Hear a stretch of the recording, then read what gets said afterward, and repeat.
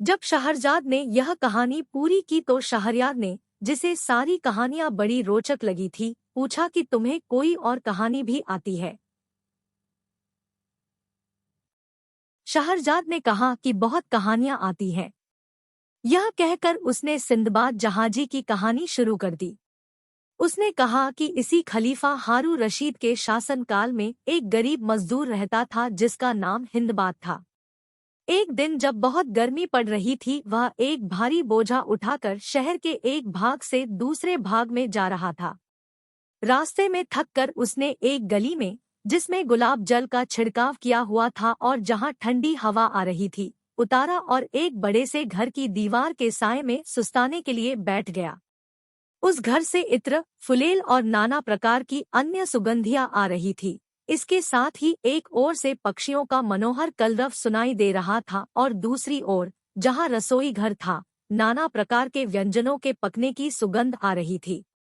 उसने सोचा कि यह तो किसी बहुत बड़े आदमी का मकान मालूम होता है, जानना चाहिए कि किसका है।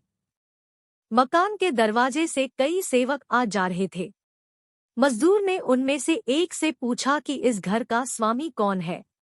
सेवक ने कहा, बड़े आश्चर्य की बात है, तू बगदाद का निवासी है और इस घर के परम प्रसिद्ध मालिक को नहीं जानता। यह घर सिंदबाद जहाजी का है, जो लाखों बल्कि करोड़ों की संपत्ति का मालिक है।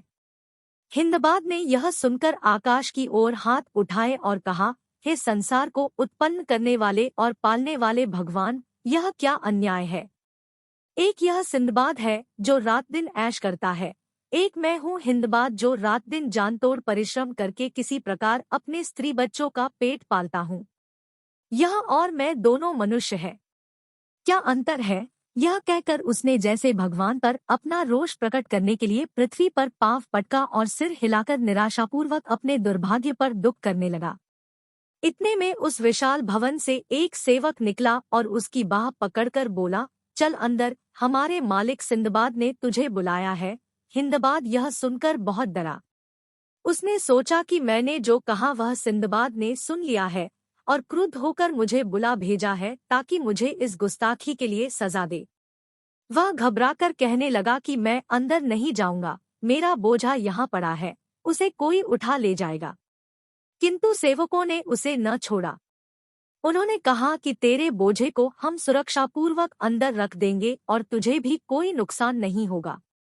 हिंदबाद ने बहुत देर तक सेवकों से वाद विवाद किया, किंतु उसका कोई फल न निकला और अंततः उसे उनके साथ महल के अंदर जाना ही पड़ा। सेवक हिंदबाद को कई आंगनों से होता हुआ एक बड़ी दालान में ले गया जहां बहुत से लोग भोजन करने के लिए बैठे थे। नाना प्रकार के व्यंजन वहां रखे थे और इन सब के बीच में एक शानदार अमीर आदमी, जिसकी सफेद दाढ़ी छाती तक लटकी थी, बैठा था। उसके पीछे सेवकों का पूरा समूह हाथ बांधे खड़ा था। हिंदबाद यह ऐश्वर्य देखकर घबरा गया। उसने झुककर अमीर को सलाम किया। सिंदबाद ने उसके फटे और मैले कपड़ों पर ध्यान न दिया और प्रसन्नतापूर्वक उसके सलाम का जवाब दिया और अपनी दाहिनी ओर बिठाकर उसे सामने अपने हाथ से उठाकर स्वादिष्ट खाद्य और मदिरा पात्र रखा। जब सिंदबाद ने देखा कि सभी उपस्थित जन भोजन कर चुके हैं, तो उसने हिंदबाद की ओर फिर ध्यान दिया। बगदाद में जब किसी का सम्मानपूर्वक उद्बोधन करना होता था तो उसे अरबी कहते थे। सिंदबाद ने हिंदबाद से कहा, अरबी, तुम्हारा नाम क्या है। मैं और यहाँ उपस्थित अन्य जन तुम्हारी यहाँ पर उपस्थिति से अति प्रसन्न है।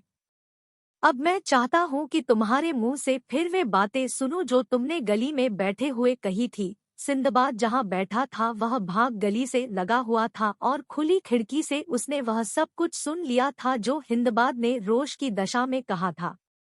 हिंदबाद ने लज्जा से सिर नीचा कर लिया और कहा, सरकार, उस समय मैं थकन और गर्मी के कारण आपे में नहीं था।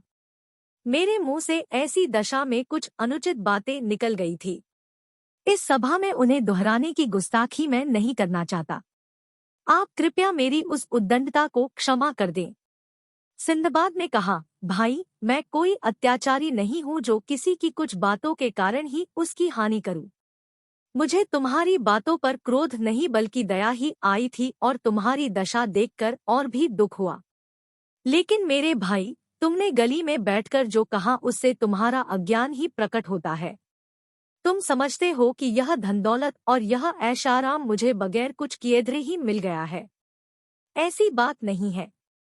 मैंने संसार में जितनी विपत्तियां पड़ सकती हैं, लगभग सभी झेली है।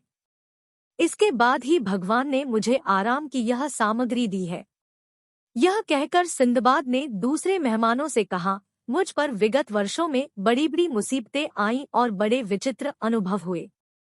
मेरी कहानी सुनकर आप लोगों को घोर आश्चर्य होगा।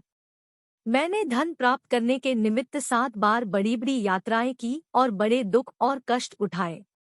आप लोग चाहे तो मैं वह सब हाल सुनाऊं। मेहमानों ने कहा कि जरूर सुनाइए। सिंदबाद ने अपने सेवकों से कहा कि वह बोझा जो हिंदबाद बाजार से अपने घर लिए जा रहा था, उसके घर पहुंचा दे। उन्होंने ऐसा ही किया। अब सिंदबाद ने अपनी पहली यात्रा का वृत्तांत कहना आरंभ किया।